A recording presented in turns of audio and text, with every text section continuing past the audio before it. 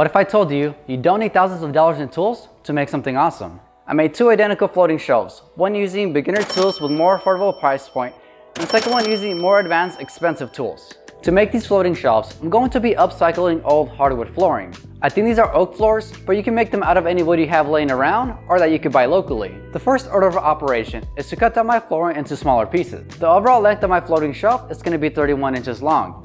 So I'm cutting them down to 31 to 32 inches long at this point in the build. To make these cuts, you can use a variety of different tools with different price tags.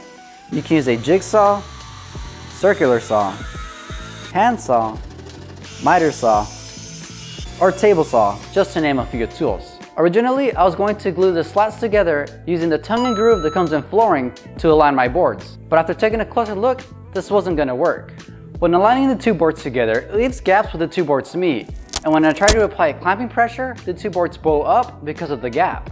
To remove the tongue and groove from the boards, you can use a circular saw with a straight edge, a track saw that is basically a glorified circular saw,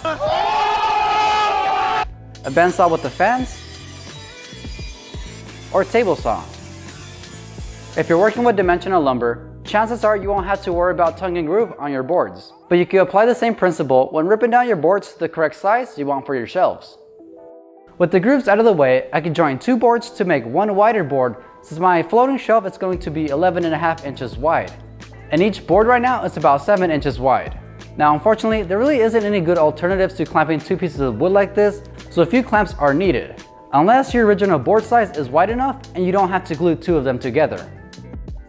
The only decent alternative to clamps would be ratchet straps, but I highly recommend you pick up a few clamps. You can pick up cheap clamps at Harbor Freight for around $4 each, although better clamps will make your life much easier and less stressful. Now that the glue has enough time to dry, I'm going to cut it down to 11.5 inches wide over at the table saw. Again, you can use a circular saw with a straight edge, a band saw, or a track saw.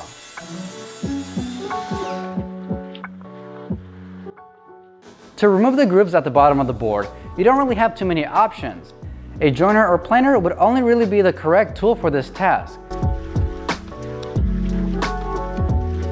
I tried removing them with a handheld belt sander, but got subpar results and it took way too long. At this point, the shelves are extremely thin and would not fit the floating shelf bracket I bought online. This was planned from the start, and I had enough material to double them up and make them thick. If you still don't have clamps to clamp them together, a cheaper alternative is to place something heavy on top of them until the glue has enough time to dry. To remove the dried up glue, I can use my track saw to get a clean edge. I can also use a belt sander, regular orbital sander, an edge sander, or table saw. After cutting my shelves to final size on the table saw with the crosscut sled, a miter saw, a track saw, and a circular saw, I marked and drilled for my floating shelf brackets. The brackets have 3 rods that will go inside the wooden shelf, so the holes need to be accurate. The drill press would have been the perfect tool for this job, but I don't have one, so I had to use my drill with the drill bit. For this specific shelf bracket, you need an auger bit to drill your holes. To make the installation flawless, I need to remove some material so that the bracket sits flush with the back of my shelf. A palm router makes quick work of this and is the most affordable way to do this.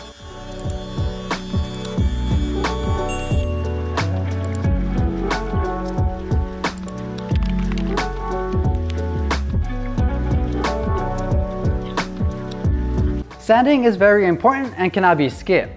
If you do, it will show in your final piece. Hand sanding would be the cheapest way to do this, but I highly suggest you pick up one of these sanding blocks at bare minimum. A cheap orbital sander will speed this process up. It will make this process a little bit less sucky. Before I show you the final results, I want to price out the tools used to make these floating shelves, the cheaper tools versus the expensive tools. On the expensive side, we have a miter saw, a table saw, a whole bunch of clamps, a planer, a track saw, a drill press with a bit, a router and router bit, sander and sandpaper, for a total of $3,000 worth in tools to make this floating shelf. Now on the cheaper side, we have a circular saw with a straight edge, cheaper clamps, a belt sander, hand drill with drill bits, sanding block and sandpaper, for a total of $350 worth of tools to make these floating shelves. Now there is one important variable that is worth talking about, and that is time. Obviously, with more expensive and better tools, it's going to take far less time to make something. If this is just something you want to try out to get a feel for it, then it wouldn't make sense to spend thousands of dollars in tools to save some time. This just goes to show, you don't need thousands of dollars in expensive tools to make things, but they do help and are nice to have.